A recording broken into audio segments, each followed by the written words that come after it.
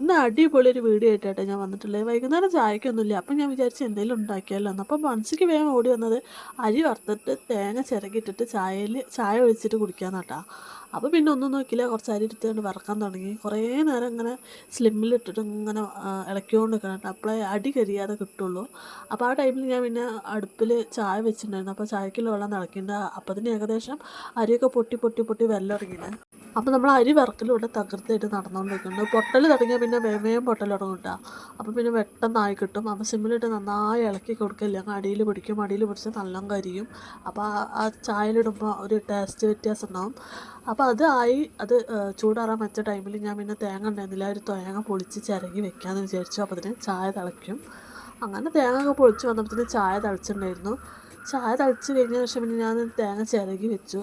പിന്നെ നമുക്കിത് എങ്ങനെ ഉണ്ടാക്കാമെന്നും കൂടി പറഞ്ഞുതരാം. അതൊരു പാത്രം എടുക്കുക, അതിലേക്ക് നമ്മൾ ആദ്യം ഇതിടുക, നമ്മൾ അരിമണി വറുത്തതിടുക.